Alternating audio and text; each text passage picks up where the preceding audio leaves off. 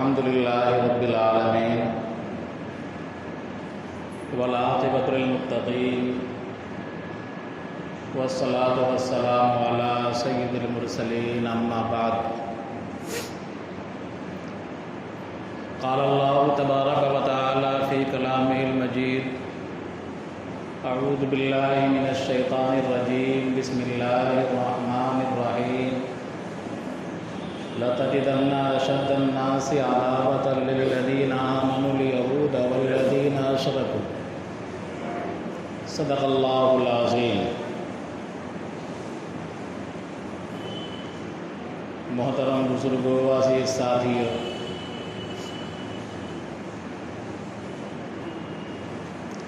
حج کا عمل بھی جاری ہے اور پوری دنیا سے لاکھوں حجاج حج کے اہم فرائض،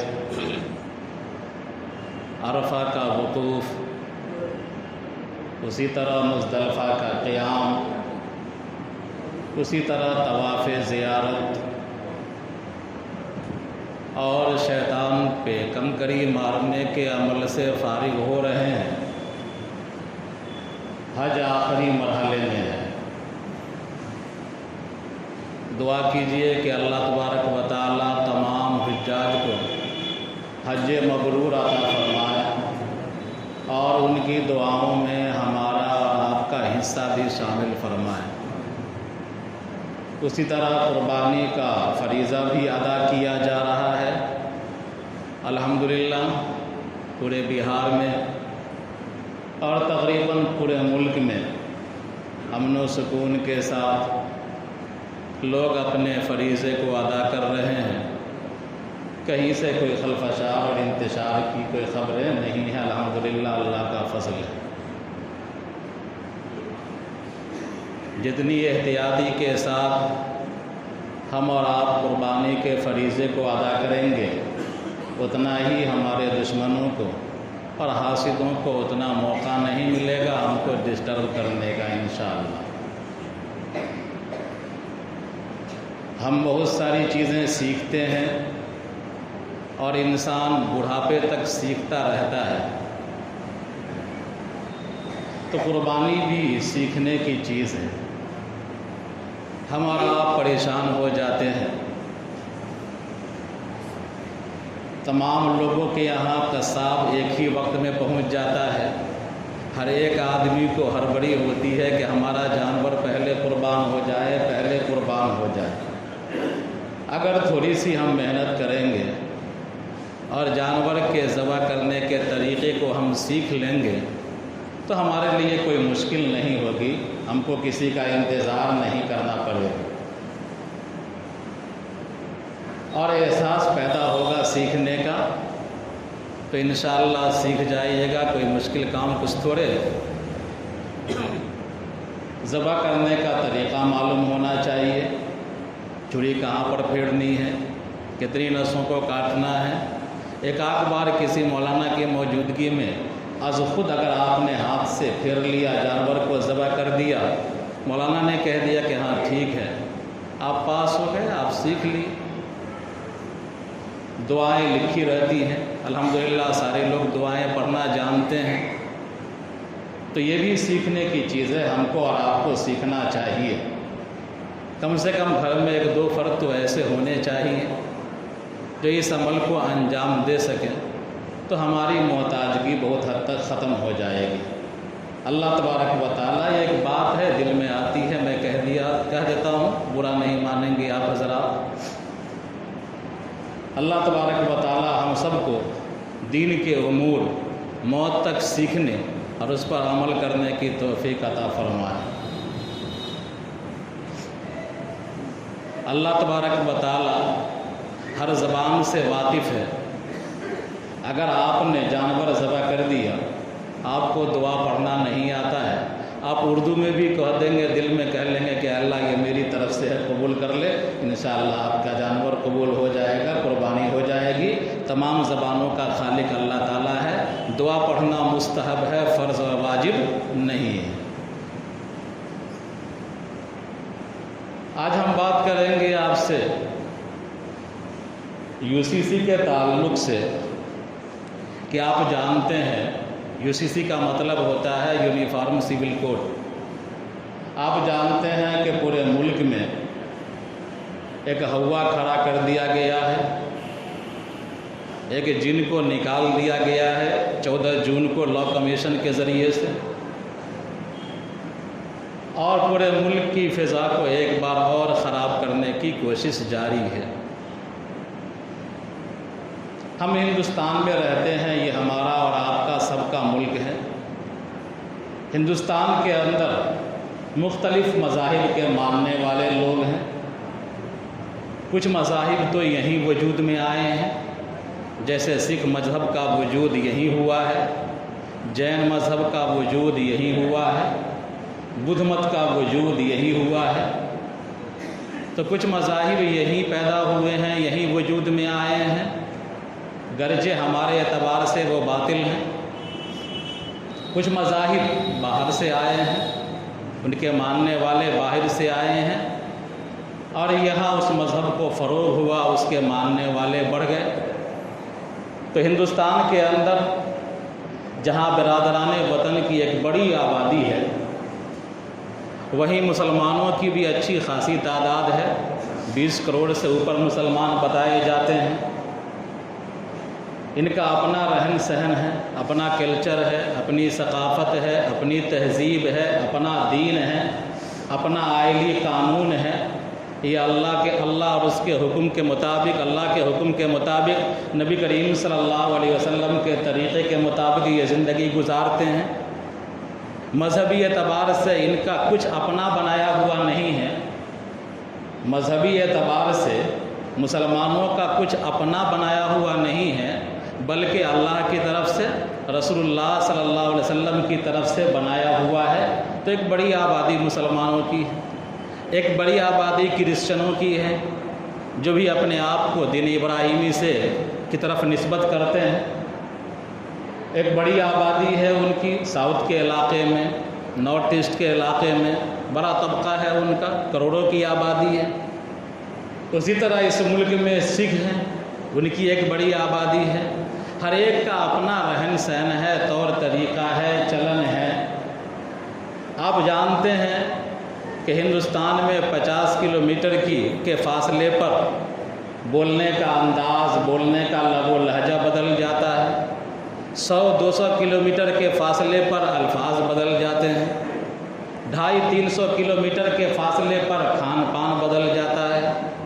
ہمارے یہاں کا کھان پان الگ ہے، ارریہ پورنیہ کے علاقے کے لوگوں کا کھان پان الگ ہے، وہاں کا بود و باش، وہاں کی رہائش الگ ہے۔ یہاں ہم لوگ مرغی چورا کو پسند نہیں کرتے ہیں، وہاں کی پوری غذا وہی ہے، مرغی چورا ہی ہے، کٹہل میں بھی مرغی کھا لیتے ہیں وہ لوگ۔ بہرحال تو ہندوستان مختلف مذاہب کے ماننے والوں کا ملک ہے، مختلف تہذیب پر کو اختیار کرنے والے، مختلف کلچر کو اپنانے والوں کا ملک ہے، مختلف بولیوں کے بولنے والوں کا ملک ہے۔ اس پورے ملک میں تقریباً 1000 سے زائد زبانیں بولی جاتی ہیں۔ یہاں قبائلیوں کی ٹرائبل علاقہ ہے، ان کی بڑی آبادی ہے۔ قبائلیوں کے اپنے رسوم ہیں، اپنے قانون ہیں، ان کے شادی بیاہ کا طریقہ، ان کے رہن سہن کا الگ ہی انداز ہے۔ آپ دیکھتے ہیں کہ ہمارے ملک کا کوئی بڑا عہدیدار جب ہندوستان کے مختلف خطوں میں جاتا ہے تو وہاں کا لباس بھی اختیار کر لیتا ہے، وہاں کا مریٹھا بھی اختیار کر لیتا ہے۔ ایک ہی جیسا مریٹھا اور ایک ہی جیسا لباس پہن کر پورے ملک میں نہیں جاتا، جہاں جاتا ہے وہاں کی بھاشا کچھ بول کر کے لوگوں کو اپنی طرف کھینچنے کے لیے شروعات کرتا ہے اس بھاشن سے، پھر لباس وضع قطع اسی جیسا بنا لیتا ہے۔ تو الغرض یہاں بھانت بھانت کے لوگ ہیں، بھانت بھانت کے مذاہب ہیں، بھانت بھانت کے طبقات ہیں، الگ الگ کلچر ہے، الگ الگ ثقافت ہے۔ اور ہندوستان کا جو قانون ہے، ہندوستان کا جو سمویدھان ہے، تمام طبقوں کو مکمل آزادی فراہم کرتا ہے کہ ہندوستان کا ہر شہری اپنے مذہب پر عمل کرنے میں آزاد ہے، اپنے عقائد کو ماننے میں آزاد ہے، اپنے کلچر کی حفاظت کرنے میں آزاد ہے، اپنے مذہب کو پھیلانے اور اس کو فروغ دینے کے لیے آزاد ہے۔ یہ ہندوستان کا سنویدھان، ہندوستان کا قانون ہم کو اجازت دیتا ہے اس کی۔ بہرحال اب ایسے ملک میں جہاں رنگ و نسل کا بھید ہے، آواز کا بھید ہے، الفاظ کا بھید ہے، قوموں کا بھید ہے، مذاہب کا بھید ہے، ایسے ملک میں اگر ایک ہی ڈنڈے سے پورے ملک کے شہریوں کو ہکایا جائے اور ایک ہی قانون سب پر تھوپ دیا جائے تو ظاہر سی بات ہے کہ یہ ملک کے ساتھ ناانصافی ہوگی، یہ ملک کے ساتھ بے ایمانی ہوگی۔ یہ گلدستہ مختلف پھول ہوتے ہیں، اس میں گلدستے کی خوبصورتی ہی یہی ہے کہ اس میں ہر طرح کا پھول ہے۔ اگر تمام پھولوں کو ایک ہی رنگ کا بنا دیا جائے تو وہ گلدستہ کیسا ہوگا؟ تو یہ ہندوستان گلدستہ ہے، اس کی خوبصورتی یہی ہے کہ ہر مذہب کا ماننے والا اپنے مذہب پر عمل کرے، ہر طرز اور رہن سہن کو اختیار کرنے والا اپنے طرز اور رہن سہن کو اختیار کرے، ہر کھان پان کو اختیار کرنے والا جو چاہے کھائے پیے۔ ایک ہی قانون سب کے لیے مناسب نہیں ہے، اس ملک کے لیے، اس ملک کی بقا کے لیے، اس ملک کی سالمیت کے لیے۔ بہرحال UCC کا مطلب یہ ہوتا ہے، یونیفارم سول کوڈ کا مطلب ہوتا ہے کہ آپ جانتے ہیں کہ ہندوستان کے اندر عدالتیں ہیں۔ ایک عدالت ہوتی ہے، کرمنل عدالت ہوتی ہے جہاں کرائم کا فیصلہ ہوتا ہے، ایک عدالت ہوتی ہے سول عدالت ہوتی ہے جس میں زمین وغیرہ کے معاملات، دکان، آفس، تجارت وغیرہ کے معاملات، کانٹریکٹ وغیرہ کے معاملات وہاں حل کیے جاتے ہیں۔ تو سول عدالتیں بھی ہیں، کرمنل عدالتیں بھی ہیں۔ یہ لا ہندوستان کے لیے برابر ہیں، سب کے لیے۔ چوری کا قانون دلی والوں کے لیے جو ہے وہی نارتھ ایسٹ والوں کے لیے ہے، وہی حیدرآبادوں والوں کے لیے ہے۔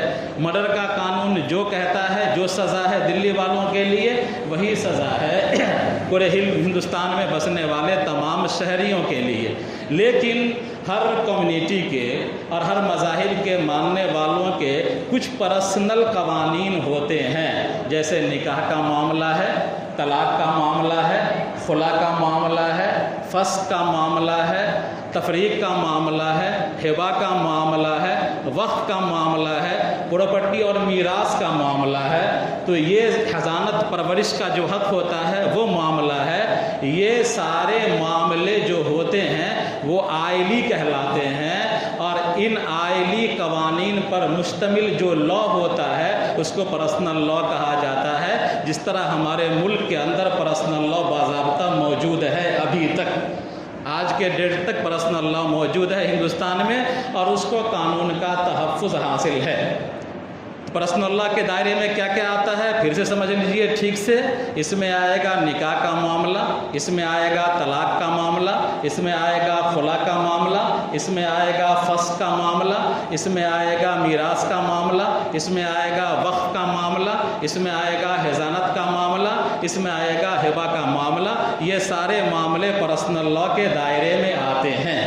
اس سلسلے میں قرآن کریم کی جو آیات ہیں تقریباً 50 سے زائد آیتیں اس سلسلے میں جو اللہ تبارک و تعالیٰ نے قوانین ہم کو دیے ہیں 50 سے زائد آیات ہیں، سینکڑوں احادیث ہیں۔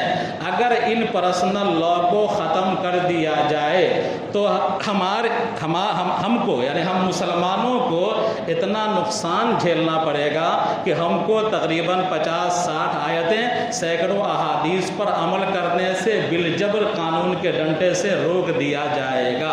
تو یہ ہمارے لیے انتہائی خطرناک ہے اور ملک کے دیگر طبقات کے لیے بھی خطرناک ہے۔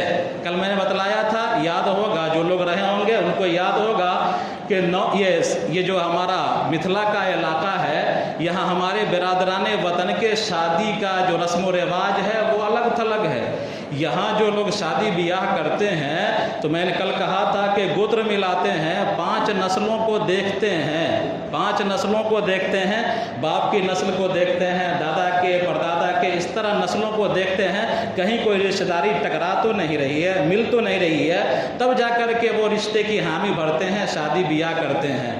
لیکن ساؤتھ میں، یہی ہمارے برادران وطن ساؤتھ میں رہتے ہیں، ان کا بھی مذہب ایک ہی ہے ایک طرح سے، لیکن وہاں بھانجی سے رشتہ لوگ کرتے ہیں۔ اپنی سگی بھانجی سے اگر ماموں موجود ہے تو سگی بھانجی سے رشتہ کرنے کو یہ لوگ مقدس سمجھتے ہیں۔ بہرحال تو یہ جو آئلی قوانین ہمارے بھی ہیں، کچھ آئلی قوانین دیگر طبقات میں ہیں۔ اس ملک کی خوبصورتی ہی یہی ہے کہ تمام آئلی قوانین کو برقرار رکھا جائے، ان کو تحفظ فراہم کیا جائے، ہر ایک کو اپنے آئلی قوانین پر عمل کرنے کی مکمل آزادی حاصل ہو۔ یہ UCC کا مطلب یہ ہوتا ہے کہ ایک بل لایا جائے گا، ایک قانون بنایا جائے گا جس میں نکاح کا معاملہ، طلاق کا معاملہ، خلا کا معاملہ، فسخ کا معاملہ، میراث کا معاملہ، وقف کا معاملہ، ہبہ کا معاملہ، سارے معاملات جو ہمارے آئلی ہیں اسی قانون کے تحت آ جائیں گے، اور ملک میں ان تمام شہریوں پر جو قانون دلی کی مرکزی سرکار بنائے گی وہ قانون پورے ملک کے شہریوں کے لیے نافذ ہو جائے گا، لاگو ہو جائے گا۔ تو ظاہر سی بات ہے اگر ایسا کوئی قانون بنتا ہے تو ہمارے لیے اور ملک کی سالمیت کے لیے خطرے سے کم نہیں ہے۔ اس کی روک تھام کے لیے کوشش کرنی چاہیے، ہمارے اکابرین کوشش کر رہے ہیں۔ 1931 کی بات ہے کہ گاندھی جی لندن میں تھے۔ 1931 میں گاندھی جی نے جب ملک کی آزادی کی تحریک چل رہی تھی اور ہندو مسلمان ساتھ ساتھ تھے، تو گاندھی جی نے لندن میں کہا تھا کہ یہ جو آئلی قوانین ہیں اس میں کسی قسم کی چھیڑ چھاڑ کبھی نہیں کی جائے گی۔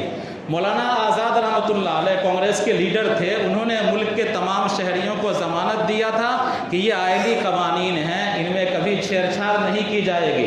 انگریز کے زمانے میں 1937 میں انگریزوں نے شریعت اپلیکیشن ایکٹ پاس کیا تھا اور یہ قانون بن گیا تھا اور آئلی قوانین کو تحفظ مل گیا تھا انگریزوں کے زمانے ہی میں۔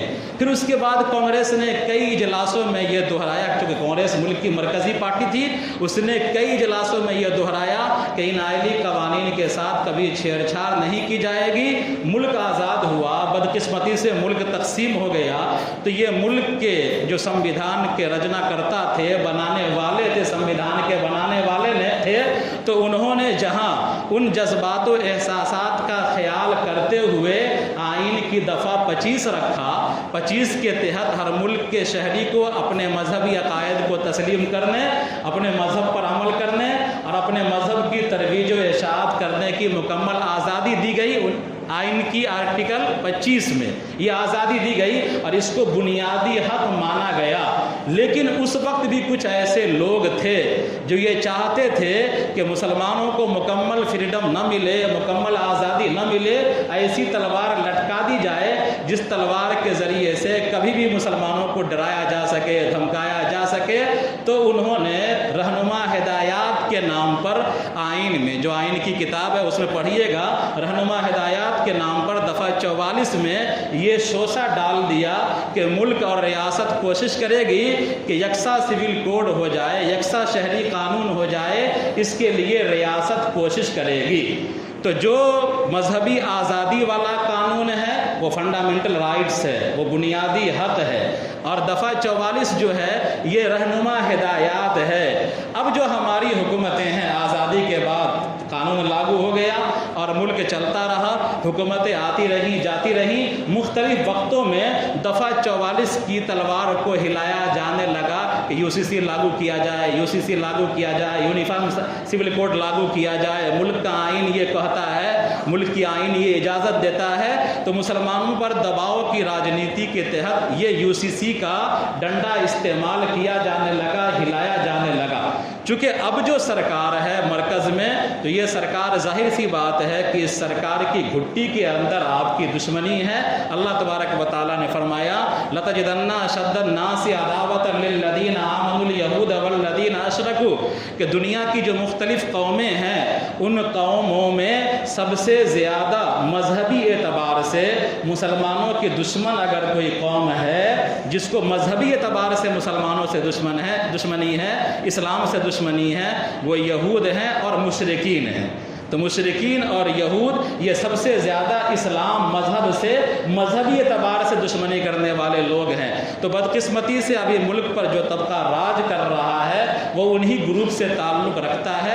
ان کو خوشی ہوتی ہے کہ مسلمان تڑپے، مسلمان پریشان ہو، مسلمان در در بھٹکے، ان کو خوشی ہوتی ہے. ان کا اپنا ایک ایجنڈا تھا کہ ہم رام مندر بنائیں گے، ان کا ایجنڈا تھا کہ ہم 3 طلاق کو ختم کر دیں گے، ان کا اپنا ایجنڈا ہے کہ یہ بھی ہے کہ ہم UCC لے آئیں گے. تو اپنے ایجنڈے پر یہ آگے بڑھ رہے ہیں. ہندوستان کی ایک لا کمیشن ہے جو سرکار کو مشورہ دیتی ہے، یعنی وہ رائے عامہ کا جائزہ لے کر کے سرکار کو مشورہ دیتی ہے کہ یہ قانون ملک کے مفاد میں ہے، یہ قانون ملک کے خلاف ہے. تو لا کمیشن ایک ادارہ ہے، ذیلی ادارہ ہے، حکومت کے ماتحت ہی کام کرتا ہے. پڑھے لکھے طبقے لوگ ہوتے ہیں، پہلے اس میں مسلمان بھی ہوا کرتے تھے، لیکن 22واں لا کمیشن جو ابھی ہے اس میں ایک بھی مسلمان نہیں ہے اور ایک بھی دیگر طبقوں سے تعلق رکھنے والا نہیں ہے. اس لا کمیشن کے جو افراد ہیں یہ سرخروئی حاصل کرنا چاہتے ہیں. 2018 میں اسی لا کمیشن نے جو رپورٹ داخل کیا تھا وہ یہ کہا تھا کہ ملک میں UCC کی ضرورت نہیں ہے، یونیفارم سول کوڈ کی ضرورت نہیں ہے. لیکن 2018 کے بعد سرکار بدلی نہیں، سرکار انہی کی ہے. تو لا کمیشن کے اندر بھی ایسے افراد آ گئے جو چاہتے ہیں کہ یہ سرکار ہم سے خوش رہے اور سرکار کے منشا کے مطابق ہم کام کریں. بہرحال تو اس لا کمیشن نے، حالانکہ یہ آزاد ادارہ تھا لیکن اب تو سارے ادارے غلام ہو چکے ہیں، تو اس لا کمیشن نے 14 جون کو اپنے ویب سائٹ پر لوگوں کے نام یہ اپیل جاری کی ہے کہ ملک میں UCC کا نفاذ ہو یا نہ ہو اس سلسلے میں رائے دیجئے اور ملک میں UCC کیسا رہے گا یہ سوال نامہ مرتب کر کے انہوں نے اپنے ویب سائٹ پر ڈال دیا ہے. اس لا کمیشن کی بدماشی دیکھیے کہ ملک کا سپریم کورٹ یہ کہتا ہے، کئی فیصلوں میں ملک کے سپریم کورٹ نے یہ کہا ہے کہ جو غداری کا قانون ہے جس کو سیڈیشن کہتے ہیں، تو غداری کا جو قانون ہے انگریزوں کے زمانے کا بنایا ہوا ہے، اس قانون کو ختم ہو جانا چاہیے. سپریم کورٹ یہ کہتا ہے. لیکن چونکہ اس غداری کی قانون کو جو قانون نافذ کرنے والے ادارے ہیں ہمارے خلاف استعمال کرتے ہیں، ہزاروں مسلم نوجوانوں کو انہوں نے اٹھا لیا، ان کی زندگیاں برباد کر دی. تو لا کمیشن نے صرف سرکار کی خوشنودی کے لیے سپریم کورٹ کے اپیل اور درخواست کے باوجود یہ کہا ہے کہ غداری کے قانون کو مزید سخت کیا جائے. چونکہ اس کی زد عام طور پر مسلمانوں پر پڑتی ہے، اس لیے لا کمیشن کو خوشی ہے کہ اس قانون کو اور سخت کیا جائے، اس نے درخواست کیا ہے. بہرحال تو یہ لا کمیشن خوشندی میں لگا ہوا ہے، تو اس نے یہ سوال نامہ اپنے ویب سائٹ پر جاری کر دیا ہے. اس کا جواب ابھی ہمارے جو اکابرین ہیں، مسلم پرسنل بورڈ کے اکابرین، جمعیت علماء کے اکابرین، ہمارے قائدین، یا اسی طرح آل انڈیا ملی کونسل کے ہمارے قائدین، امارت شریعہ کے ہمارے قائدین جتنے ہیں، ان تمام لوگوں نے ابھی ہم لوگوں سے یہ اپیل کیا ہے کہ لا کمیشن کو اپنا جواب بھیجا جائے. اس سلسلے میں تمام تنظیموں نے ایک لنک جاری کیا ہے اور تمام لوگوں کے موبائل میں مختلف گروپس میں وہ لنک ہوگا. اس لنک پر جب کلک کریں گے تو کلک کرنے کے بعد ایک خط آ جائے گا، ایک لیٹر آ جائے گا. اس لیٹر کو دیکھیں گے تو وہاں پر پہلے آئے گا، لنک کو کلک کریں گے تو پہلے آئے گا اردو، ہندی، انگلش، یعنی کس زبان میں آپ جواب دینا چاہتے ہیں. اگر آپ اردو میں دینا چاہتے ہیں تو اردو کو کلک کر دیجئے گا تو آپ کے سامنے ایک خط آ جائے گا. اس کے بعد نام لکھنے کی جگہ ہوگی، وہاں پر آپ نام لکھ دیں گے اپنا. نام لکھنے کے بعد کہا جائے گا کہ جی میل کھولیے، لکھا رہے گا ہرا ایسا، تو جی میل اس پر کلک کریں گے تو آپ کا جی میل آپ کے موبائل میں ہے تو وہ کھل جائے گا. جی میل کھلنے کے بعد وہاں پر ایرو کا نشان آئے گا، وہ ایرو کے نشان پر کلک کر دیں گے، تیر کا نشان ہوگا، کلک کریں گے تو جواب موجود ہے، جواب کو شامل کر دیا گیا ہے.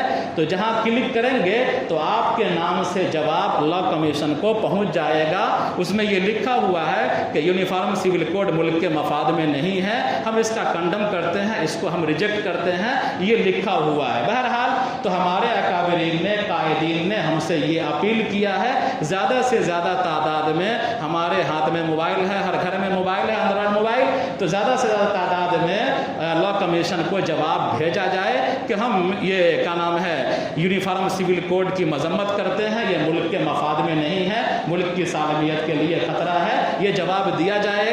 اور پھر اس کے بعد ہمارے اکابرین ہمارے قائدین جیسا کہیں گے انشاءاللہ ہم لوگ اس اعتبار سے آگے بڑھیں گے۔ بہرحال خلاصہ کلام یہی ہے کہ اس ملک کی خوبصورتی یہی ہے کہ یہاں ہر طبقہ پھلے پھولے، جس طرح یہ ملک چلتا آ رہا ہے اسی طرح چلتا رہے، کسی کے پرسنل لا میں مداخلت کرنے کی کوشش نہ کی جائے۔ پرسنل لا میں جہاں بھی مداخلت ہوئی ہے ملک ٹوٹا ہے، ملک تقسیم ہوا ہے، لہذا اللہ تبارک و تعالیٰ سے دعا بھی کرنا چاہیے کہ جو حکمرانوں کے نیت میں فساد آیا ہے اور جو شرانگیزی میں مبتلا ہیں، اللہ تبارک و تعالیٰ اپنی طاقت سے اپنی قدرت سے ان کی شرانگیزیوں کا جواب دے دے، ان کو روک دے، اور ان کے دل میں جو ارادے ہیں ایسے خطرناک ارادے، ان اداروں کو ان کے دل سے نکال دے اللہ تبارک و تعالیٰ۔